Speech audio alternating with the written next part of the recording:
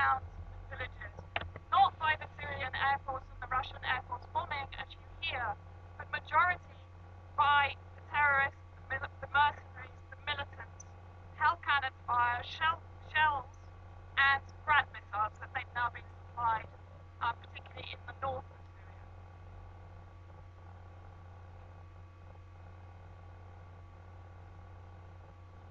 December 2015, we saw the British government start to publish the level of its funding of this Syrian crisis. At this point, we had over 100 million that was being designated for items such as the moderate armed opposition. We already know that the moderates is one of those sort of mythical concepts, actually, as President al-Assad described it, the unicorn concept. Media activists, £5.3 million.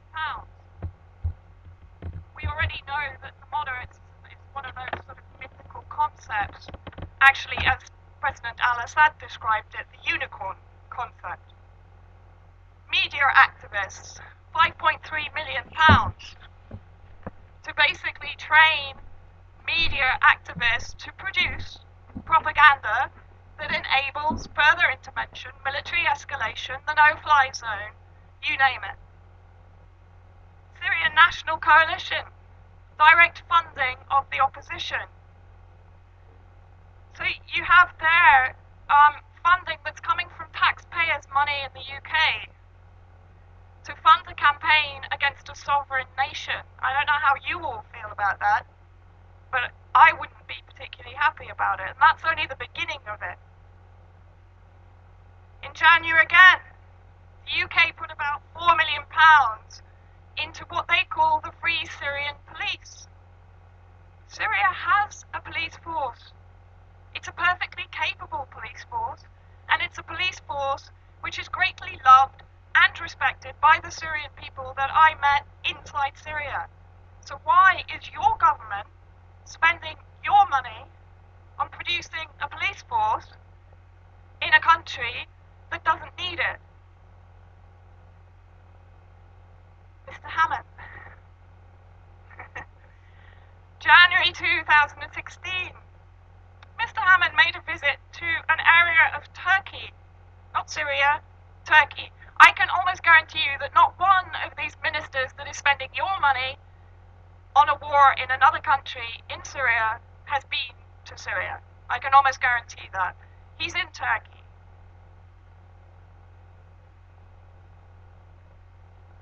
Now, the wording here that is very important, he visits the Syria Civil Defense. I'll come to that in a bit. The white helmets. Now, many of you may have already seen my work and read my work on the white helmets. I will be kind of running through it again, so for those that don't know too much about it, I'll run through it again. But what I want to focus on here, he goes to meet members of the most successful and high-profile rescue organization. Isn't that a weird wording for a rescue organization?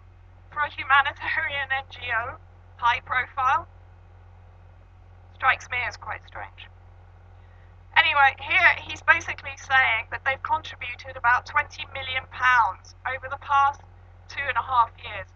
I will explain a little bit later in the presentation why this also is so ridiculous, but please remember the Free Syrian Police. Syria doesn't need Britain to create a police force for them.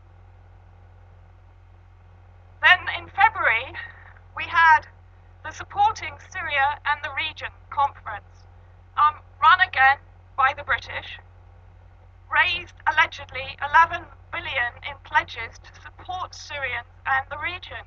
Syria doesn't need our support. All they actually need us to do is to stop economic terrorism, to lift the sanctions that are crippling Syrian people and collectively punishing them for resisting our regime's interventionism in their country.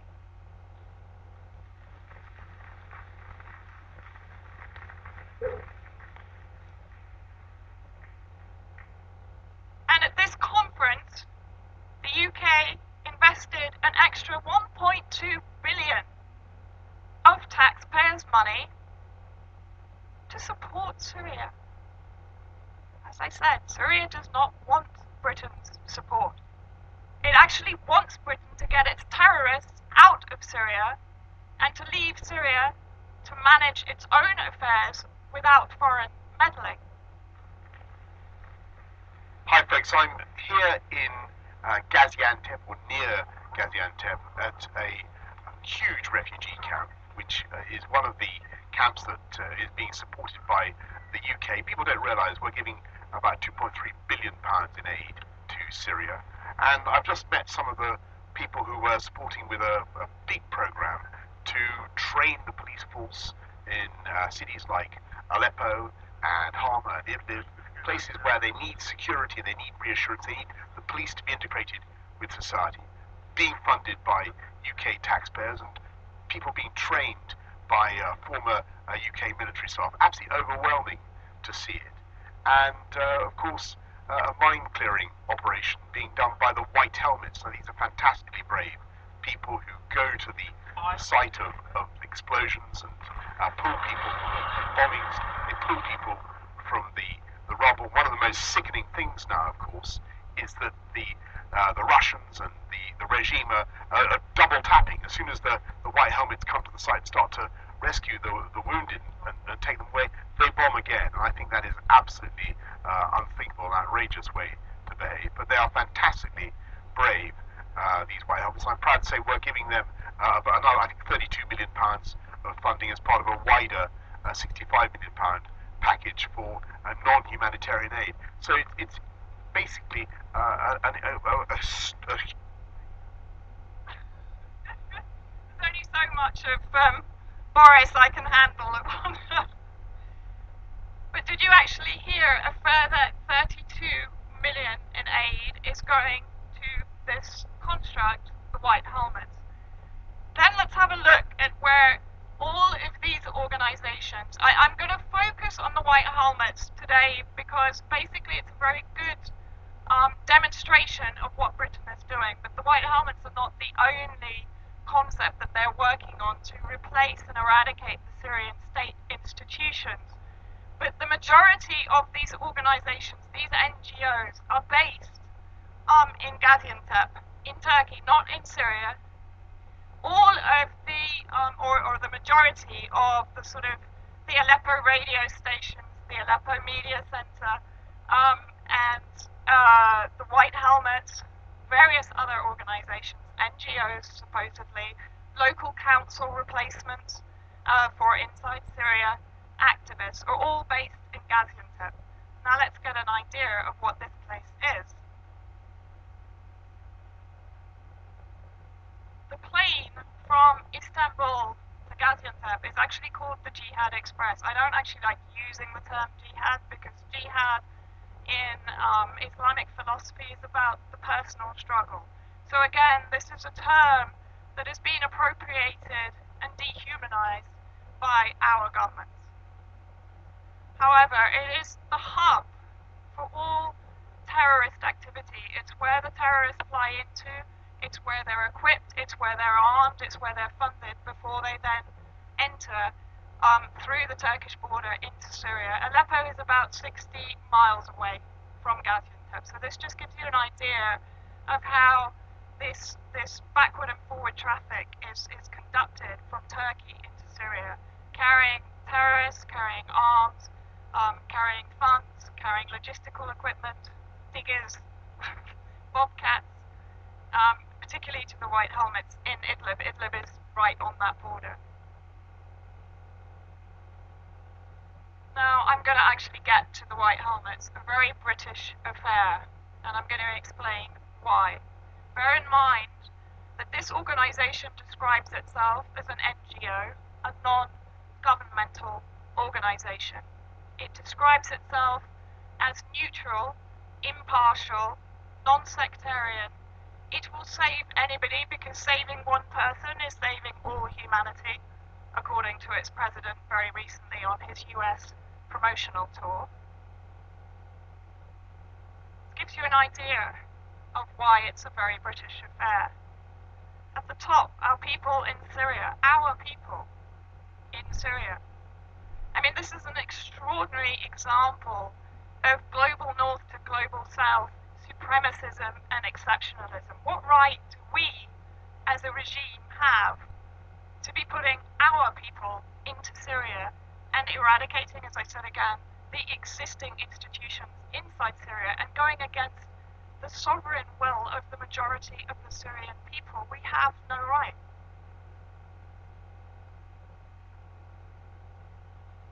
This is an organisation chart that the UK column very kindly put together for me. Thank you, Mike.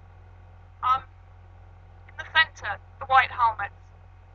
To the left, you see James Le Mesurier. James Le Mesurier is a British maverick. He's what I would call the James Bond of this entire network. He's an ex-British military, Sandhurst trained, very high-level operative. He's worked, when you look at his connections, he connects into a private security group called the Olive Group, which in, I think, May 2015 was merged into the Constellus Group, yet another private security group, that has in its portfolio Academis. Now, Academis was Blackwater. You may recognize the name Blackwater. You may also know the fact that under Bush, Blackwater was basically taken on board as the outreach assassination agent for the CIA. But equally under Obama, Obama gave it $250 million to continue outsourcing assassinations from the CIA to Blackwater in order to distance the government and the CIA and the deep state from any assassination projects. James Le Mesurier has also operated in areas such as Kosovo, Iraq, Palestine, Yemen, Afghanistan. This is a very high-level operator who has been in the right place at the right time whenever Britain has been involved in an illegal intervention in a sovereign state. He created the White Helmets in 2013. He was brought in to train them. So an ex-military trainer was brought in to train a humanitarian organisation that is being funded not only by the British government. The British government is the primary funder. I think we're at around 65 million now, pounds. Also funded by USAID, which again is the United States government CIA-linked outreach agent that is used to infiltrate target nations for intervention. They've put in around 23 million in funding. The EU, including Holland, France, Denmark, Germany, and various others, have put in smaller amounts of money, but between 4 million and 10 million. And Japan has also invested, and more recently Qatar, one of the Gulf states, which has very publicly been shown to be funding the terrorist organizations inside Syria, has made public that they are now funding and supporting and endorsing the White Helmets. So this immediately, for me, makes it an illegitimate claim to be a non-governmental organization. James Le Mesurier then created Mayday Rescue in 2014. Mayday Rescue is basically used as a foundation money laundering centre. The money that comes into the White Helmets goes through Mayday Rescue to them. At the top you have Riyad Saleh. Riyad Saleh is the president of the White Helmets. He was refused entry into the United States in April 2016. And when pushed, the US State Department finally admitted that it was because he had extremist connections, but somehow the group itself was not associated with those extremist connections, bearing in mind that the United States bombed Iraq because they had extremist connections. Farouk al-Habib, another one of the leaders of the White Helmets in the bottom right, is a member of the Revolutionary Council, which again has connections back to the CIA. It's a CIA concept. He was also involved, in Homs. Homs, if you remember, had another British-produced agent working on the propaganda, on disseminating the propaganda from there, Danny Abdul Dayem, who was exposed as a fake activist and reporter in his CNN reports when he was in fact in a studio saying he was being bombed, and it was proven that he was in a studio. He was British produced. Jo Cox. Jo Cox campaigned very strongly for a no-fly zone. She campaigned very strongly for intervention in Syria. She was to an extent a total Blairite as regards Syria.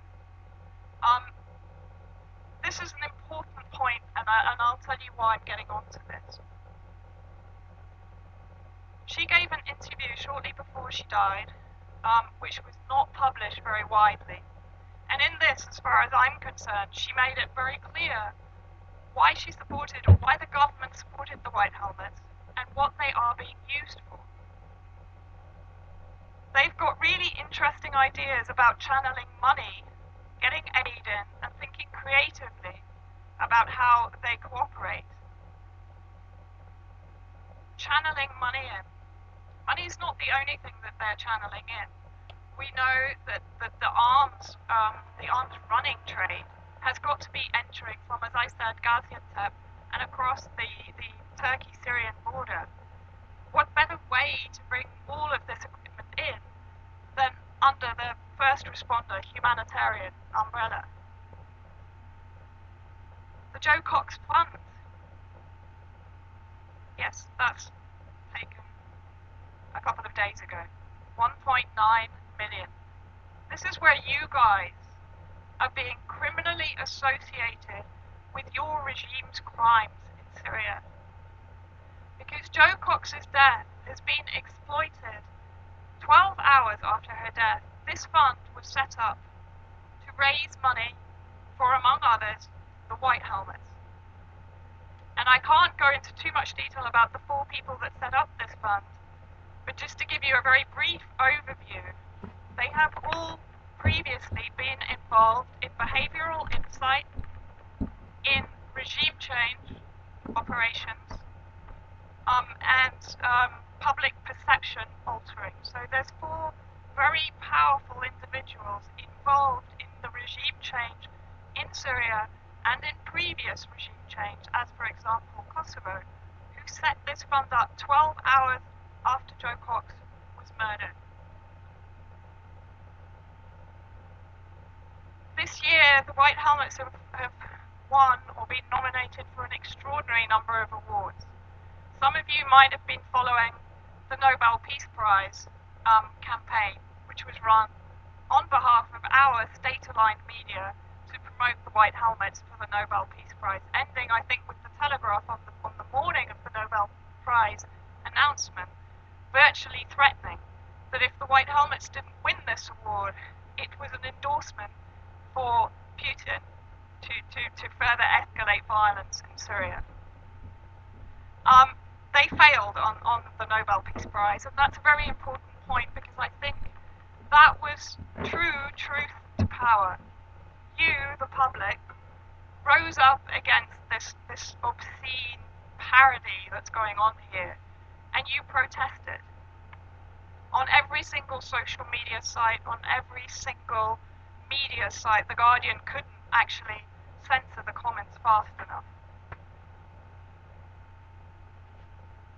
These are the images that you're very familiar with of the White Helmets rescuing. However, they're always rescuing children. Where do these children come from? And where are they going?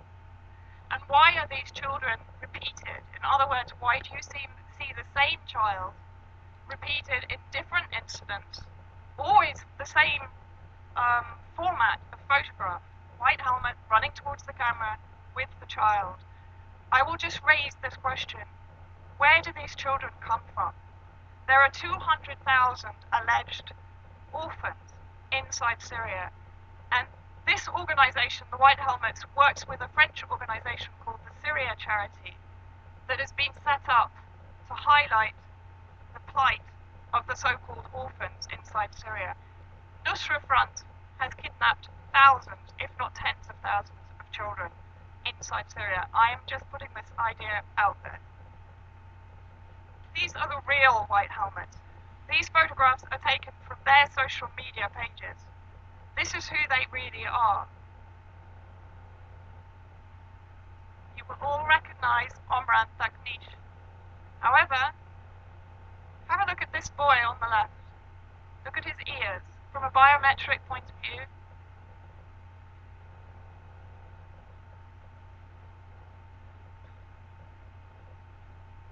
Have a look at the ears and the hair. This guy on the left is a white helmet. Again, I'm just putting that idea out there. Where did these children come from? Why are there so many children without parents being used for these photographs? These photographs that are enabling the British regime to further escalate its efforts inside Syria to effect regime change.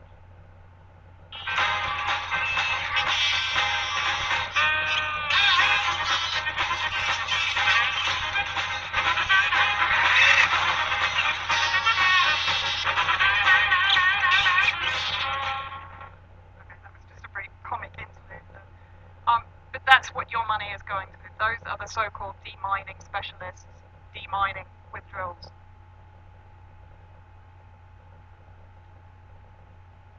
Now this is where, for me, it gets kind of personal, because when I was in Syria, I met with the real Syria Civil Defense. This organization has been in existence since 1953. These groups, these crew members, are based throughout Syria, and they work tirelessly and without any funding whatsoever under our government's economic terrorism, under illegal sanctions, to the point where when I was in Aleppo, they told me that one of their crew members, Mohammed Ibish, aged 36, had died in one of the terrorist chemical attacks on western Aleppo. Why? Because he didn't have a gas mask. They're unable to replace equipment, so he was working with a paper oxygen mask under a chemical weapon attack. He was overwhelmed by the fumes and he died during the operation. They are a member of the ICDO, the International Civil Defense Organization. In fact, they're founder members. Now, just before the Nobel Peace Prize announcement, oddly, the link to the Syrian Arab Republic Civil Defense was sabotaged. When you pressed on the link, it went to the white helmets. Surprise, surprise. So a number of us called the ICDO, and actually what they told us was very interesting. They said basically that they'd had so many calls and emails from you, the public, to ask why this had happened. But the very important fact that they made is that they do not even consider the White Helmets to be a civil defense organization. The only organization they recognize are the real Syria Civil Defense. And the only organization that the UN recognizes is the real Syria Civil Defense. So we have a very clear case of our regime, our British regime, creating, funding, arming, promoting a completely fraudulent organization that is designed to undermine and supplant an existing humanitarian organization that is working for its own people, so real Syrians working for real Syrians inside Syria, that does not need our involvement in their activity. Simple questions we need to be asking ourselves now. 1. Our government, our regime, is funding terrorism and shadow state building in Syria with our money, with your money. The UK government is making the British public a party to its crimes against humanity. Its terror funding and illegal proxy intervention inside Syria via its emotive crowdfunding schemes, the Joe Cox Fund, among others.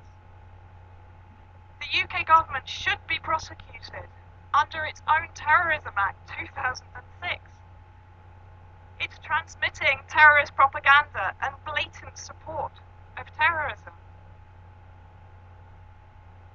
The UK government is in violation of Articles 1 and 2 of the UN Charter. It's acting lawlessly and criminally against a sovereign nation and deliberately derailing the self-determination of the Syrian people, the majority of whom stand behind their government, even if they are opposed to it. Why? Because they don't believe in killing their country to improve their country. We have to make a choice.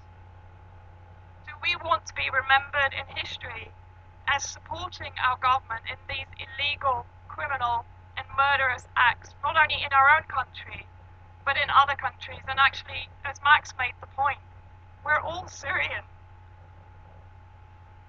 They need us to stand up against what our government is trying to do to them. I've listened to all these talks this morning, and believe me, I would rather be in Syria than in this country, and yet our country believes it can impose its will and its vision for the Syrian people upon the Syrian people. Well, they don't want it.